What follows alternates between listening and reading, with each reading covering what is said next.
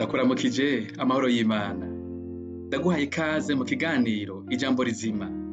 Ikiganiro kizingurura impapuro za Bibiliya, kikazingurura kandi imiryango y'umutima wawe.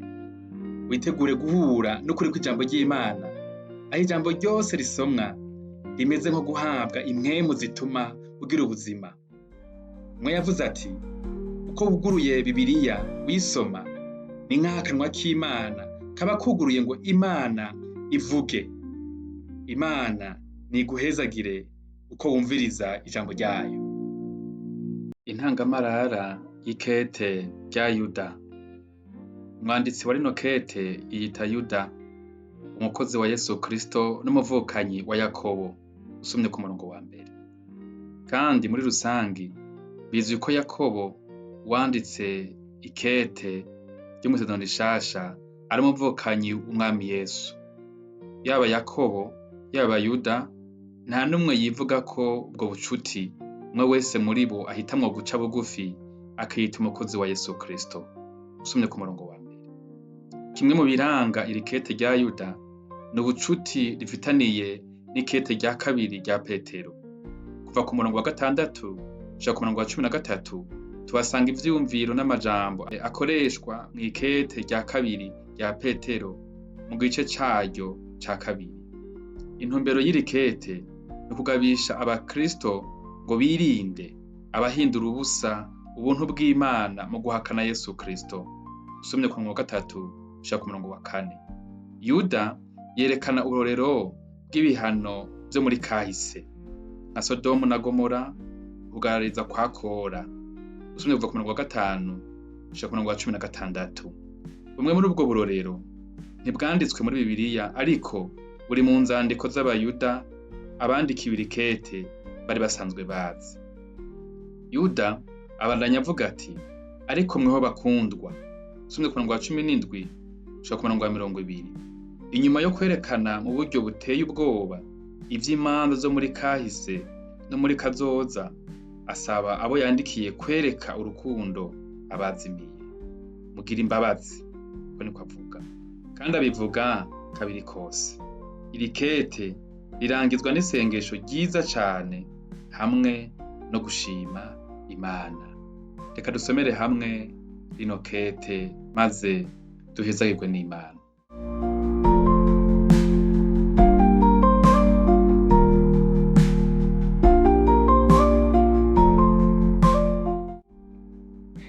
Ikete ryanditswe na Yuda.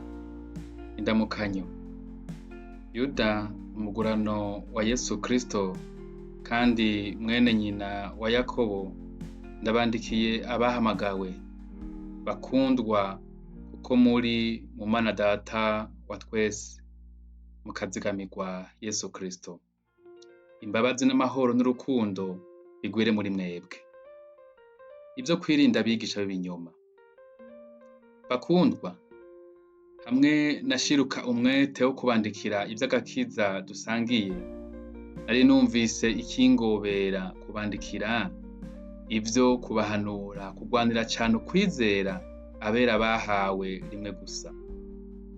Kuko hariho bamwe babajemwo binyegeteza, bandikiwe kera gucirwa kw'iryo teka, batubaha Imana, bahindura ubuntu bw'Imana yacu isoni nke, bakihakana Yesu Kristo niwe wenyene databuja n'umwami wacu.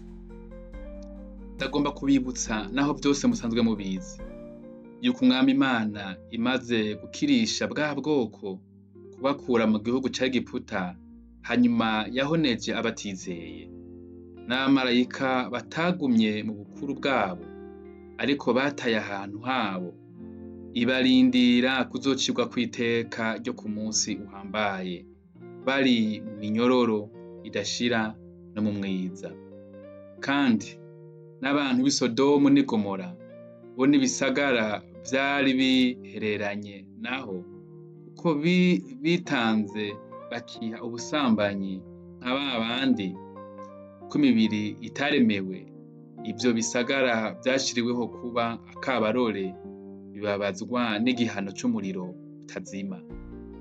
Ariko nabaga nyene bahwanye nabo, inzozi zabo zibatera kwonona imibiri yabo no gukengera ukuganzwa no gutuka abanyacubahiro.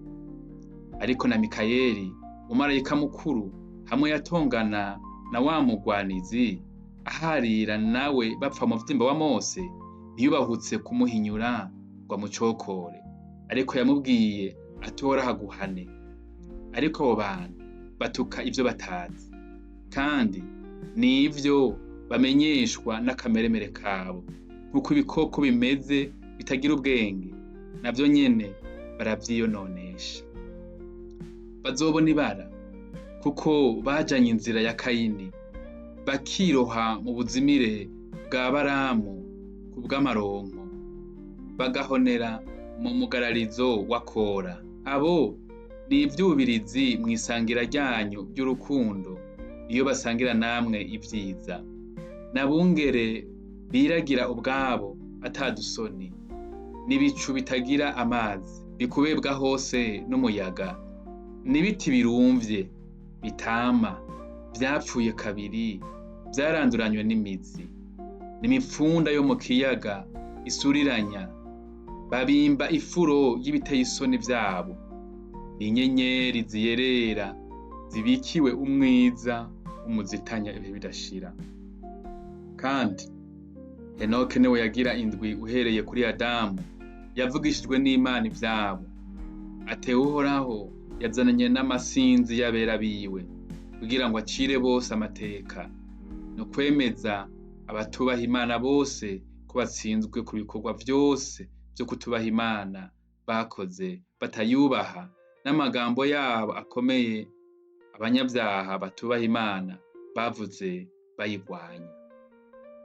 Abo n'abidodomba, n'abanyamwikomo bagenda bakurikira ukwifuza kwabo, akanwa kabo kavuga amagambo atumbaganyemwo ukwirarira, bubahira abantu kubakuramwo amaronko. Ariko mweho bakundwa, mwibuke amajambo yavuzwe kera n'intumwa z'umwami wacu Yesu Kristo, ko bababwiye bati mu gihe c'iherezo hazoboneka abacokoranyi bagenda bakurikira ukwifuza kwabo ko kutubaha Imana. Abo nibo bazana kwirema ibice, n'abantu gusa ntibafise mpwemu. Ariko mweho bakundwa, mwiyubake ku kwizera kwanyu kwera cane, musengere muri mpwemu yera, mwizigamire mu rukundo rw'Imana, mwiteze imbabazi z'umwami wacu Yesu Kristo zibashitsa ku bugingo budashira. Abandi mubakize, mubokore mu muriro, abandi mubagirire ikigongwe mutinya, mwanke n'impuzu itewe amabarabaga n'umubiri. Yuda aremesha abakristo atazira Imana, ariko ishobora kubazigama ngo ntimutsitare no kubahagarika imbere y'ubwiza bwayo mudafise agasembwa, munezerewe cane. Niyo Mana imwe yonyene mukiza wacu yadukirishije Yesu Kristo mwami wacu. Ubwiza n'icubahiro n'inganji n'ububasha bibi vyayo, uhereye kera hose n'ubugingo na bugingo n'ubu, ugashitsa ibihe bidashira. Amen.